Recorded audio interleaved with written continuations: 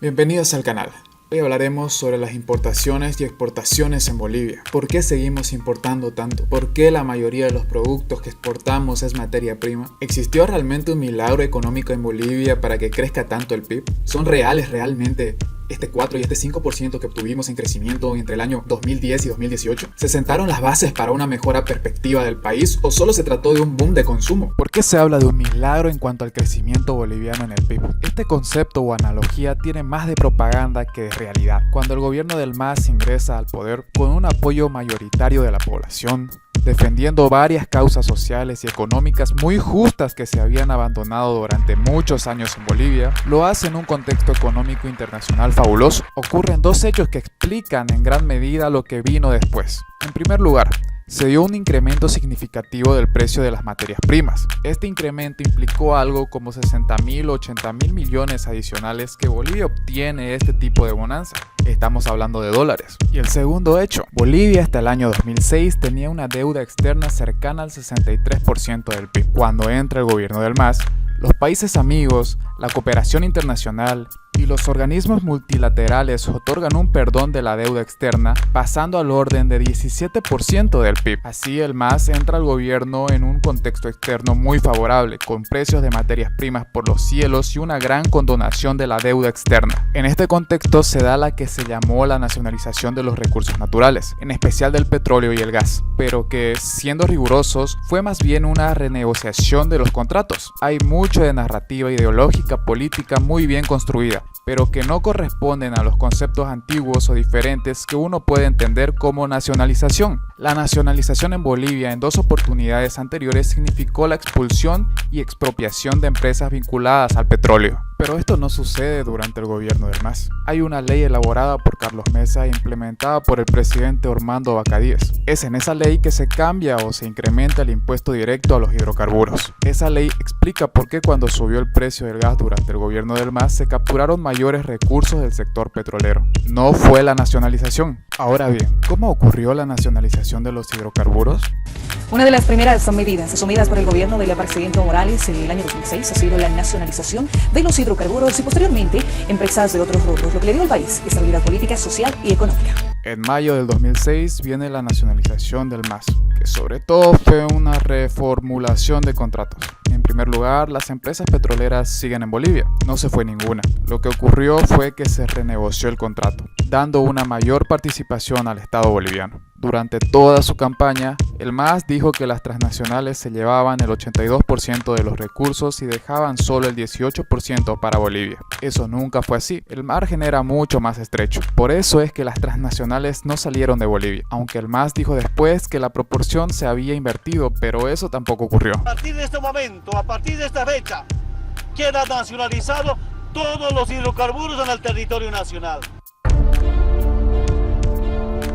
¿Qué pasó con los ingresos fiscales que obtuvo el Estado? El Estado recibió muchísimo dinero, pero recibió más dinero por el impuesto directo a los hidrocarburos que de la propia nacionalización. La nacionalización no trajo mayores recursos. Lo que sí trajo mayores recursos fue la ley de los hidrocarburos, y esa ley no la hizo el MAS. El gobierno del MAS recibió mucho dinero. Implementó un modelo primario exportador, una fuerte inversión estatal. Se retomaron algunas otras empresas estratégicas de telecomunicaciones, de electricidad, aunque en realidad el Estado compró la parte de participación de las transnacionales para tener el control de las empresas. ¿Qué pasó con la economía de Bolivia entre 2006 y 2018? Aprovechando la bonanza de los hidrocarburos, se registraron tasas de crecimiento muy importantes en esos años. El MAS siempre tuvo el discurso de que el socialismo estaba llegando a cada esquina, pero en la práctica era el viejo capitalismo de Estado que controlaba los recursos naturales. Diversos sectores privados ganaron mucho. Tuvimos un boom en construcción. El sector comercial creció brutalmente. Bolivia solo exportaba 3.000 millones de dólares al año en 2006 e importaba otros 3.000 millones. Esa era la dimensión de la economía boliviana, con un PIB aproximado de 10.000 millones de dólares a 15.000 millones de dólares, muy pequeña. Cuando viene la bonanza de los hidrocarburos, el PIB sobrepasa los 40.000 millones de dólares y las exportaciones suben a 13.000 millones de dólares y las importaciones hasta los 10.000 millones de dólares. ¿Qué tasas de crecimiento se dieron en los primeros años del gobierno del MAS? El gobierno insistió mucho en el concepto de solo el PIB. Este creció por encima del 5% y el 2013 tuvo un máximo de 6,8%. Impresionante. El PIB es importante, pero no es lo único. Fue una burbuja de consumo. Aparecieron los supermercados, los malls, y mucha gente confundió gordura de consumo con desarrollo. Bolivia sigue siendo un país que exporta solo 4 cosas y que importa todo, y ese boom de consumo se agota a partir del 2014. Los problemas de la economía boliviana no empezaron en el 2019 con la crisis y salida de Evo Morales. Empezaron en el 2014 con los precios de las materias primas en la baja. Entonces, ¿qué fue lo que pasó? Se produjo una crisis de la balanza de pagos, crisis comercial, de déficit público, y se descubrió que estábamos en problemas. El gobierno se preparó diversificando la producción, teniendo otro producto para exportar durante ese periodo.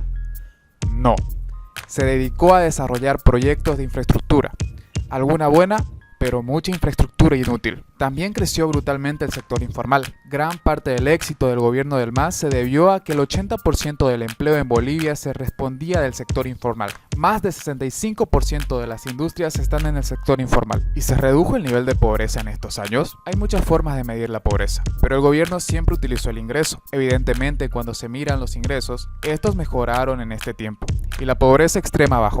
El 80% de la gente mejoró sus ingresos, pero tenía un trabajo informal de bajísima productividad. La pobreza medida por ingresos se redujo de manera importante, pero esa mejora se concentró sobre todo en los sectores informales, comerciales y de servicios. Las personas que mejoraron su situación pasaron a un nivel que se conoce técnicamente como pobreza fronteriza. Cuando vino la crisis, esas personas volvieron inmediatamente a ser pobres. Pero si se mide pobreza a partir de otros indicadores, como por ejemplo con el índice de desarrollo humano que hace el PNUD de Naciones Unidas, se ve que el acceso a la salud y educación, a saneamiento básico, no han cambiado significativamente en Bolivia, y lo hemos visto ahora con la pandemia. Bolivia sigue teniendo serios problemas de calidad de trabajo, de acceso a la salud y de educación de calidad. Ahora, en el 2021, estamos nuevamente con los precios de las materias primas al alza, y vamos a pensar que estamos haciendo las maravillas del planeta. Se sigue con el modelo primario exportador que vive un poco de las rentas externas, que genera ciertas aprobaciones, pero en lo referente a desarrollo productivo, desarrollo tecnológico, innovación, creatividad, empleos de calidad, diversificación productiva, no hay nada. Se va a seguir hablando de la industrialización y culpando a los extranjeros. Es un problema de productividad, de competitividad, y yo no soy muy optimista de que se salga de esta situación, salvo que haya un cambio muy radical. Debemos dejar de hablar de lo que ya pasó. Tenemos que comenzar a hablar de lo que vendrá, hacer proyectos nuevos, tener propuestas nuevas, aportar algo distinto al país para que nuestro país sea competitivo a nivel mundial. No debemos pensar en solo cubrir nuestro mercado interno. Debemos pensar en exportar, en mostrar nuestros productos fuera del país. No solo nuestra materia prima, que es muy buena, sino un producto terminado, un producto innovador, con la fuerza suficiente para competir con cualquier otra marca internacional. Lo hecho en Bolivia debe ser nuestra marca, y debe ser más grande que cualquier otra cosa, que cualquier ego, que cualquier interés. Debe estar por encima de todo. Si llegaste hasta aquí significa que terminaste de ver el video. Gracias por verlo y escucharlo. Mi intención no es hacer que las personas generen conciencia, porque eso depende de cada uno. Mi intención es generar un pensamiento crítico, que pensemos el porqué de las cosas, que meditemos y claro, debatir un poco, porque no todos tenemos que estar de acuerdo y debemos estar dispuestos a escuchar. Tenemos que tener la mente abierta. Suscríbete para más contenido, comparte el video con tus amigos. Es una manera muy grande de apoyar el canal.